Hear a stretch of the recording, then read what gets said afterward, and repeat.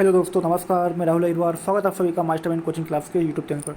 दोस्तों, आज मैं आपके लिए फीटर ट्रेड के फर्स्ट टीफेम के कुछ क्वेश्चन लेकर आया हूँ, कुछ इंपॉर्टेंट क्वेश्चन। और यहाँ क्वेश्चन आपके फर्स्ट ईयर के एग्जाम के लिए बहुत ही इंपॉर्टेंट रहेंगे। जी हाँ दोस्तों, और यह क्वेश्चन उन स्टूडेंट के लिए भी इंपॉर्टेंट रहेंगे जो मैकेनिकल ब्रांचेस से हैं और जो किसी गवर्नमेंट या टेक्निकल एग्जाम की तैयारी कर रहे हैं, उनके लिए भी बहुत इंपॉर्टेंट है। क्योंकि यही वो क्वेश्चन होते हैं दोस्तों जो हर टेक्निकल एग्जाम में पूछे थे, चाहे वो DRD के हो, इसरो के, रेलवे के, चाहे किसी भी टेक्निकल विभाग के हो। तो ये क्वेश्चन हर एग्जाम के लिए इंपॉर्टेंट है ही। तो आइए दोस्तों शुरू करते हैं। और हाँ, इस वीडियो में आपके 50 क्वेश्चन रहेंगे और अगले ऐसे जितने वीडियो रहेंगे मैं आपको 50-50 क्वेश्चन देता रहूँगा, ठीक है। और हाँ, यदि आपने अभी तक चैनल को सब्सक्राइब नहीं किया तो सब्सक्राइब जरूर करें ताकि आपको अगली वीडियो की नोटिफिकेशन मिलती रहे। और यहाँ वीडियो अपने दोस्तों के साथ शेयर जरूर करें, ठीक है दोस्तों। आइए शुरू करते हैं। क्वेश्चन नंबर एक बोल रहा है कि व्यक्तिगत सुरक्षा कौन सी है। अब ऑप्शन 4 है तो दोस्तों हम सिर्फ वही ऑप्शन पढ़ेंगे जिसका आंसर सही हो, ठीक है। क्वेश्चन है कि व्यक्तिगत सुरक्षा कौन सी है, तो दोस्तों इसका आंसर आएगा कि व्यक्तिगत सुरक्षा अपने काम पर ध्यान देना, है ना। तो ये होती है ऑप्शन बी, यानी कि अपने काम पर ध्यान देना, ये होती है व्यक्तिगत सुरक्षा, ठीक है। और यदि अपने ए ऑप्शन की बात करते हैं कि मशीन को साफ रखे, तो ये हमारी जनरल सेफ्टी में आती है। गैंगवे और फर्श को साफ रखना, तो ये भी हमारी जनरल सेफ्टी में आती है। एंड टूल को उसके उचित स्थान पर रखना, तो ये भी हमारी जनरल सेफ्टी में आती है। किंतु अपने काम पर ध्यान देना, ऑप्शन बी, यहाँ एक व्यक्तिगत सुरक्षा के अंतर्गत आता है, ठीक है। अगला क्वेश्चन, ठीक है, रुकने के लिए। अगला क्वेश्चन है कि इस अनिवार्य प्रतीक का नाम बताइए। तो दोस्तों इसका अर्थ होता है, हमें बस 4 ऑप्शन दे रखा है, स्टॉप, रास्ता दे, संरक्षित या अनगार्डेड। तो दोस्तों इसका ऑप्शन होगा ए, यानी कि स्टॉप, यानी कि चिन्ह होता है स्टॉप के लिए, ठीक है। अगला क्वेश्चन देखते हैं कि ज्वलनशील लिक्विडेबल ठोस को वर्गीकृत किया गया है। तो दोस्तों क्लास बी के लिए, यानी कि ऑप्शन बी आएगा, क्लास बी, ठीक है। अगला क्वेश्चन देखते हैं कि तत्काल जीवन रक्षक प्रक्रिया कौन सी है। तत्काल जीवन रक्षक प्रक्रिया कौन सी है, दोस्तों इसका ऑप्शन आएगा प्राथमिक चिकित्सा। हम प्राथमिक चिकित्सा को जीवन रक्षक प्रक्रिया के नाम से जानते हैं, जिसको हम फर्स्ट एड कहते हैं, ठीक है। ध्यान रखना, जीवन रक्षक प्रक्रिया, तत्काल जीवन रक्षक प्रक्रिया, तो वो प्राथमिक चिकित्सा कहलाती है, ऑप्शन ए। अगला क्वेश्चन है इस प्रतीक का नाम बताइए। दोस्तों अगला कुछ प्रतीक दे रखा है उसने, उसका हमें नाम बताना है, ठीक है। ये प्रतीक है, इसका नाम बताना है हमें। तो दोस्तों इसका नाम है संरक्षित, यानी कि गार्डेड करना, ठीक है, संरक्षित, ऑप्शन।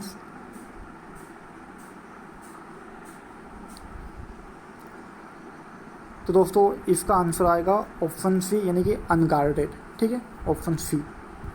अगला क्वेश्चन है लकड़ी की अग्नि कागज या कपड़े के कारण लगी आग किस क्लास के अंतर्गत आती है। तो दोस्तों यह आती है क्लास ए के अंतर्गत, है ना। जब भी जैसे लकड़ी में हुआ या फिर कपड़े या कोयले में या फिर किसी कार्टन में कोई आग लग जाती है, तो वो आग किस वर्ग में आती है दोस्तों, तो वह आग आती है क्लास ए वर्ग के अंतर्गत, ठीक है। ऑप्शन ए आएगा आपका, ए वर्ग में।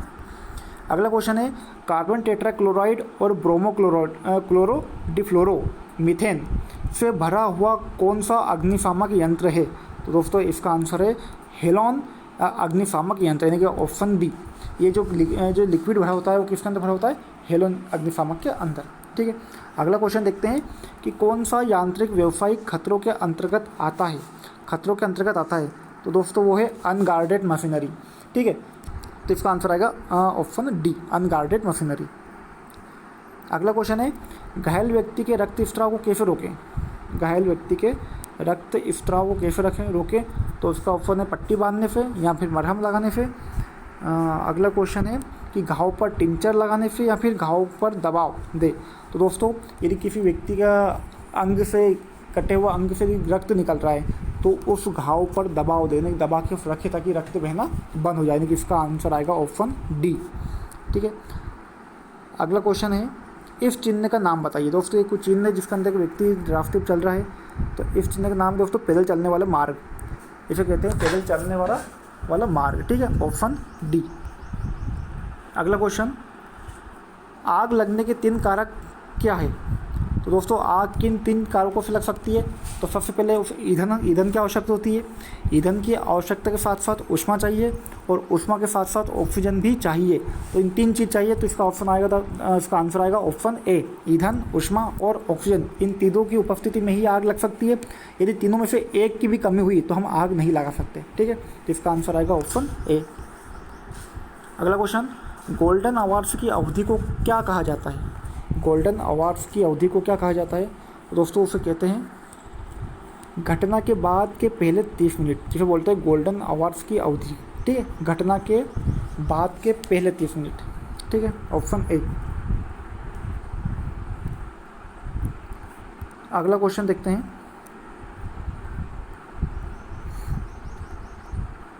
कार्यस्थल पर दुर्घटना से बचने का पहला कदम क्या है? दोस्तों कार्यस्थल पर दुर्घटना से बचने का पहला कदम क्या है?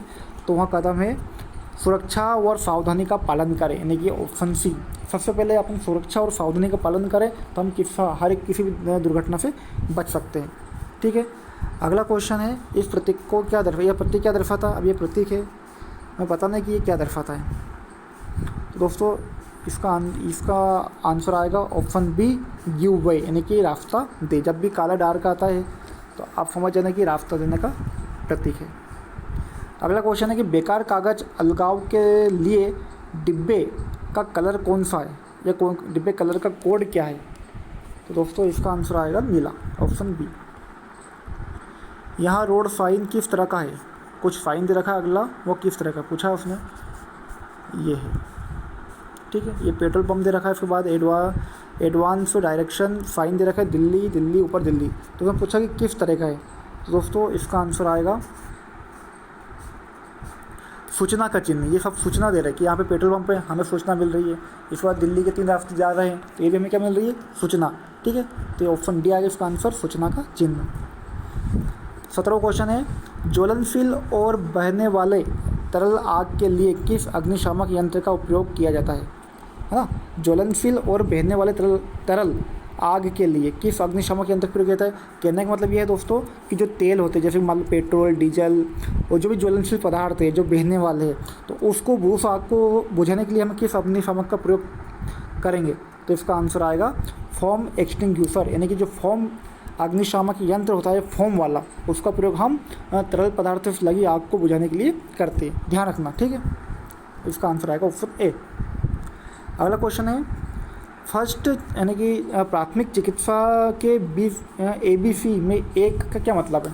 दोस्तों कुछ फर्स्ट एड बॉक्स रहता है ना, जो फर्स्ट एड प्राथमिक चिकित्सा रहती है, उसमें जो ABC लिखा होता है उसमें एक क्या दर्शाता है? दोस्तों देखते हैं इसका ऑप्शन। तो दोस्तों इसका आंसर आएगा एयरवे। ठीक है, ये दर्शाता है एयरवे। ठीक, अगला क्वेश्चन है, जैविक कंपाउंड्स में मटेरियल को तोड़ने की प्रक्रिया क्या है जिसे खाद के रूप में इस्तेमाल किया जा सकता है? तो दोस्तों इसका आंसर आएगा कंपोजिट, जिसको हम बोलते हैं कंपोजिट, ऑप्शन सी। अगला क्वेश्चन है, प्लास्टिक कचरा बिन के लिए कलर कोड क्या होता है? प्लास्टिक कचरा जो बिन होता है, जो डस्टबिन होता है, उसका कलर कोड क्या होता है प्लास्टिक कचरे के लिए? दोस्तों उसका कलर कोड होता है पीला, यानी कि ऑप्शन डी।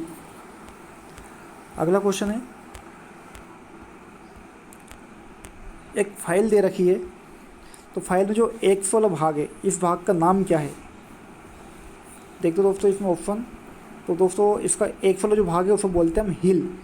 ठीक है, ये जो दांतें कटे होते हैं इसे बोलते हैं हम फेस, और जहाँ पे एक्स वाला भाग को प्रदर्शित करा गया है इसे बोलते हैं हिल। ठीक है, यानी कि इसका आंसर आएगा ऑप्शन ए। अगला क्वेश्चन है, एक ट्राई स्क्वायर का उपयोग क्या है? तो दोस्तों ट्राई स्क्वायर का उपयोग हम एक समकोण जांचने के लिए करते हैं, तो इसका भी आंसर आएगा ऑप्शन ए। ठीक है, समकोण जांचने के लिए। अगला क्वेश्चन है, कौन सा मार्किंग मीडिया जहरीला है? कौन सा मार्किंग मीडिया जहरीला है? दोस्तों वो होता है कॉपर सल्फेट। मार्किंग मीडिया क्या होता है? तो जैसे हम जॉब बना रहे हैं, तो जॉब बनाने के लिए पहले मार्किंग करते हैं, वो मार्किंग दिखे तो एक सफ़ेद चुना, एक सफ़ेद कलर का कपड़ा होता है दोस्तों, सफ़ेद कलर होता है, जिसका हम कहते हैं कॉपर सल्फेट, और यह हमारे स्वास्थ्य के लिए बहुत ही हानिकारक होता है। ठीक है, इसका आंसर आएगा ऑप्शन सी, कॉपर सल्फेट। अगला क्वेश्चन है, यूनिवर्सल सरफेस गेज का कौन सा हिस्सा सब्सक्राइबर को पकड़ता है? यूनिवर्सल सरफेस गेज का कौन सा हिस्सा सब्सक्राइबर को पकड़ता है? तो दोस्तों इसका ऑप्शन देखते हैं, तो वो होता है रॉकेट आर्म। ठीक है, ऑप्शन सी रॉकेट आर्म। अब यहाँ वाइफ दे रखी है जिसे बोलते हैं हम हैंड वाइफ। अभी हैंड वाइफ का नाम क्या, इसका नाम क्या है दोस्तों? तो इसका नाम है दोस्तों हैंड वाइफ है ना, इसका नाम ही पूछा तो नाम इसका क्या है? Hand wife. यह हमारी वाइफ है जिसको हम हाथ में पकड़ कर प्रयोग में ला सकते हैं। ठीक है। अगला क्वेश्चन है कि कुछ स्ट्रोक के बाद एक नया हेक्सा ब्लेड ढीला हो जाता है, जिसकी वजह क्या है? ढीला होने की वजह क्या है हेक्सा ब्लेड के? तो दोस्तों इसकी वजह है ब्लेड खींच जाना। जैसे हम ब्लेड लगाते हैं हेक्सा फ्रेम में और उसको किसी जॉब को काटते हैं तो कुछ स्ट्रोक के बाद यानी कुछ समय के बाद वह ब्लेड ढीली हो जाती है, जिसका एक ही कारण है ब्लेड खींच जाता है। हाँ, ब्लेड थोड़ी सी लंबी हो जाती है, यानी कि ऑप्शन ए। अगला क्वेश्चन, पहले कट और पतले वर्क पीस को करते समय दांतें बहुत आसानी से क्यों टूटते हैं? तो दोस्तों इसका आंसर आएगा हाथ का बल केवल कुछ दांतों पर काम करता है। ठीक है, क्वेश्चन और पढ़ लेते हम कि पहले कट और पतले वर्क पीस को कटते समय दांतें बहुत आसानी से क्यों टूट जाते हैं? तो इसका सिंपल सा आंसर है ऑप्शन डी कि हाथों का बल केवल कुछ दांतों पर ही काम करता है। ठीक है। अगला क्वेश्चन देखते हैं, कार्नर और जॉइंट पर मटेरियल को चौकोर करने के लिए किस छेनी का प्रयोग किया जाता है? जब किसी जॉब होता है और उसके कार्नर या फिर जॉइंट का जो मटेरियल होता है उसको चौकोर करने के लिए किस छेनी का प्रयोग करते हैं हम? तो दोस्तों उसका आंसर आएगा डायमंड पॉइंट छेनी, ऑप्शन सी। डायमंड पॉइंट छेनी का उपयोग कोनों को चौकोर करने के लिए किया जाता है। ठीक है, ऑप्शन डी। अब हैमर दे रखा है इसने और पूछा है कि 100 के रूप में चिन्हित हथौड़े का भाग का नाम क्या है दोस्तों? तो आप देख रहे हैं जो 100 वाला भाग दे रखे हैं, इसका नाम क्या है? तो दोस्तों इसका नाम है चिक, जिसे बोलते हैं हम चिक। ठीक है, ऑप्शन सी। फेस की बात करें तो दोस्तों फेस वो होता है जिससे हम हील ठोकते हैं, जहाँ पे हील और वो हथौड़े का जो पार्ट है वो जो टच में आता है हील के, उसे बोलते हैं फेस। ठीक है। पिन पंच किसे बोलते हैं दोस्तों? तो पिन पंच जो ये ऊपर दे रखा ना गोल गोल हथौड़े के फेस के अपोजिट साइड, वो बोलते हैं पिन पंच। चिक 100 वाले भाग को बोलते हैं। और आई होल किसे बोलते हैं? जहाँ पर हम हत्था लगाते हैं हथौड़े में, उसे बोलते हैं आई होल। ठीक है। अगला क्वेश्चन है, काटने वाले छेनी पर प्रतीक वाई द्वारा किस कोण को दर्शाया गया है? वाई नहीं दोस्तों, ये गामा है ना, ये अल्फा बीटा गामा दे रखा है। तो काटने वाले छेनी पर प्रतीक गामा द्वारा किस कोण को दर्शाया गया है? तो दोस्तों ये गामा जो दिख रहा है आपको बी के ऊपर, जो बीटा के ऊपर है, तो इसे बोलते हैं दोस्तों रेक एंगल, है ना, इसे बोलते हैं रेक एंगल या फिर रेक कोण, ऑप्शन ए। अगला क्वेश्चन देखते हैं,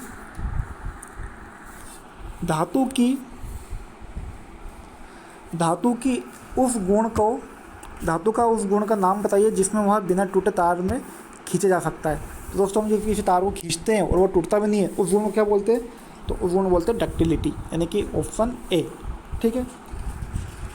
अगला क्वेश्चन है कि थिम्बल के एक डिवीजन की स्पिंडल मोमेंट क्या होगी जिस पर स्पिंडल थ्रेड 0.5 mm पिच का है? तो दोस्तों इसका आंसर है 0.01, यानी कि थिम्बल में जो डिवीजन एक भाग का मान होता है 0.01 mm, जिसको हम बोलते हैं ये माइक्रोमीटर क्या होता है? लीफ काउंट होता है 0.01 का। ठीक है। और यही थिम्बल के एक डिवीजन का भी मान भी होता है। ओके, तो ध्यान रखना इसका ऑप्शन आएगा ए 0.01 mm। और यदि पूछ ली जाए कि माइक्रोमीटर का अल्पत माप या लीफ काउंट क्या है, तो माइक्रोमीटर का लीफ काउंट होता है 0.01 mm। और वर्नियर कैलिपर का पूछा जाए तो वर्नियर कैलिपर का होता है 0.02 mm। ठीक है, तो 0.2 होता है वर्नियर कैलिपर का और 0.1 होता है माइक्रोमीटर का। ठीक है, पॉइंट में, और सब होता है mm में। अगला क्वेश्चन है कि इस वर्नियर कैलिपर की रीडिंग क्या है? दोस्तों आप ये वर्नियर कैलिपर दे रखा है, अभी इसकी रीडिंग पढ़नी है आपकी, इसकी रीडिंग कितनी है? तो यदि आप पढ़ना जानते होंगे तो आप बता देंगे कि इसकी रीडिंग कितनी आएगी। तो यदि मैं आपको डायरेक्ट आंसर बता दूं तो दोस्तों इसका आंसर आएगा 35.4 mm। ठीक है। अगला क्वेश्चन है, इस वर्नियर बेवल प्रोटेक्टर की रीडिंग क्या है? अब वर्नियर बेवल प्रोटेक्टर की बात आती है दोस्तों, तो इसका भी आंसर मैं आपको बता देता हूँ, क्योंकि हो सकता है आपको बेवल प्रोटेक्टर पढ़ना आता है और आप पढ़ लेंगे यदि आप क्लियर देख सकते हैं चित्र को। तो दोस्तों इसकी रीडिंग रहेगी 41 डिग्री 50 मिनट। ठीक है। अगला क्वेश्चन है, फिलर गेज का उपयोग क्या है? दोस्तों गेज होती है फिलर गेज, उसका उपयोग हम कहाँ करते हैं? तो फिलर गेज का उपयोग होता है दोस्तों कि जो गैप वाले पार्ट होते हैं ना, तो मिलने वाले भागों के बीच की गैप की जांच करना। मतलब दो पार्ट है और उनके बीच में हल्का सा गैप है, तो गैप की मोटाई हम नापते हैं कि भाई गैप कितना है, तो वहाँ पे हम किसका उपयोग करते हैं? फिलर गेज का उपयोग करते हैं, यानी कि इसका आंसर आएगा ऑप्शन डी। अगला क्वेश्चन है, इस डायल कैलिपर में माप पढ़ें। अब दोस्तों ये डायल वर्नियर डायल कैलिपर है, ठीक है। अब हमें इस पर माप पढ़ने की, इसकी माप कितनी है। तो यदि आपको डायल कैलिपर पढ़ना आता हो तो आप ये पढ़ लेंगे। तो मैं आपको डायरेक्ट इसका आंसर बता देता हूँ। तो इसका आंसर है 26.2 mm, ठीक है। अगला क्वेश्चन देखते हैं, एक गैंग ड्रिल मशीन में क्या ऑपरेशन किया जाता है। तो दोस्तों गैंग ड्रिल मशीन किसे कहते हैं। तो गैंग ड्रिल मशीन वह मशीन होती है जिस पर हम एक से अधिक जॉब को एक साथ ड्रिल कर सकते हैं, जिसे बोलते हैं हम गैंग ड्रिल मशीन। अब उसने पूछा है कि एक गैंग ड्रिल मशीन में क्या ऑपरेशन किया जाता है। तो दोस्तों क्या ऑपरेशन किया जाता है, तो वहाँ पर किया जाता है कि ड्रिल का क्रमिक संचालन, क्रमिक मतलब कि कंटिन्यू एक साथ कहीं काम कर लेना, ठीक है। तो उसे कहते हैं ड्रिल का क्रमिक संचालन, ऑप्शन डी। अगला क्वेश्चन देखते हैं, वर्नियर बेवल प्रोटेक्टर में स्टॉक का एक अभिन्न हिस्सा कौन सा है। स्टॉक का एक अभिन्न हिस्सा पूछा दोस्तों, तो इसका आंसर होता है डायल। यदि आपके पास वर्नियर बेवल प्रोटेक्टर है तो उसका सबसे मेन पार्ट होता है उसकी डायल। यदि डायल नहीं होगी तो हम फिर एंगल कैसे निकालेंगे, ठीक है। तो इसका आंसर आएगा ऑप्शन बी, डायल। अगला क्वेश्चन देखते हैं, ये फाइल दे रखी है और पूछा है कि जो 100 भाग चिन्हित है उस पार्ट का नाम क्या है। दोस्तों इसका नाम है फेरुल।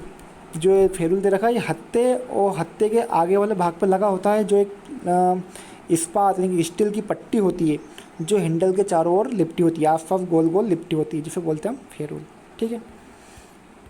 अगला क्वेश्चन है कि जॉब को फिनिश साइज के करीब लाने के लिए किस फाइल का प्रयोग किया जाता है। दोस्तों उसे बोलते हैं सेकेंड कट फाइल, ठीक है, ऑप्शन सी। अगला क्वेश्चन, किस फाइल में समांतर किनारे पूरी लंबाई में होते हैं। तो उसका आंसर दोस्तों हैंड फाइल है ना। हैंड फाइल में जो टीथ होते हैं वो पूरे समांतर में, मतलब पूरे साइज में समांतर होते हैं, ऑप्शन ए। अगला क्वेश्चन, बेंच वाइफ को बनाने की सामग्री क्या है। अब बेंच वाइफ जो है वो किस धातु की बनी होती है, कहने का मतलब ये है। तो इसका आंसर आएगा कास्ट आयरन की। बेंच वाइफ किसकी बनी होती है दोस्तों, ये बनती है कास्ट आयरन की, ऑप्शन डी। अगला क्वेश्चन है, कौन सी मार्किंग मीडिया मशीन से तैयार फतों पर स्पष्ट रेखाएं प्रदान करती है। तो वो होती है प्रेसियन ब्लू। ये भी एक मार्किंग मीडिया होता है जिसे हम कॉपर सल्फेट प्रयोग करते हैं, वैसे कि ये भी है जो मशीन की सतहों पर स्पष्ट रेखाएं प्रदान करती है, उसका नाम है प्रेसियन ब्लू, ऑप्शन बी। अगला क्वेश्चन था कि स्लॉटेड एंगल प्लेट में दिए गए स्लॉट का उद्देश्य क्या है। स्लॉटेड एंगल प्लेट में जो स्लॉट दिए गए उसका मुख्य उद्देश्य क्या होता है। अब आपने एंगल प्लेट देखी होगी। अब एंगल प्लेट होती है एक समकोण में बनी हुई, ठीक है। अब उसमें बीच में कुछ स्लॉट होते हैं, तो स्लॉट का उद्देश्य क्या होता है दोस्तों। इसका आंसर आएगा जॉब को पकड़ने के लिए, ठीक है। अब यदि जॉब को हम किस पकड़ेंगे तो स्लॉट के पास जॉब को ले जाएंगे और नट बोल्ट की सहायता से उसको कस देंगे, यानी कि ऑप्शन ए। अगला क्वेश्चन है, राउंड बार के केंद्र को चिन्हित करने के लिए किस कैलिपर का प्रयोग किया जाता है। राउंड बार के केंद्र को चिन्हित करने के लिए किस कैलिपर का प्रयोग किया जाता है। तो दोस्तों इसका आंसर आएगा जेनी कैलिपर का प्रयोग, ठीक है, ऑप्शन ए। अब पूछा है चिन्हित भाग का नाम बताइए। अब ये कैलिपर दे रखा है, इस कैलिपर में जो चिन्हित भाग है 100 वाला भाग है, इसका नाम क्या होता है। तो दोस्तों इस पार्ट का नाम होता है लेग नहीं कह सकते, पेग नहीं कहते इसको। और हम देखते इसका ऑप्शन, दोस्तों उसका नाम है फलक्रम, है ना, ऑप्शन डी, ठीक है। अगला क्वेश्चन देखते हैं, इस कोणीय मापक यंत्र का नाम बताइए। अब ये कोणीय मापक यंत्र है, अब इसका नाम बताना है हमें। तो इसका नाम है दोस्तों यूनिवर्सल बेवल गेज, ठीक है, ऑप्शन सी।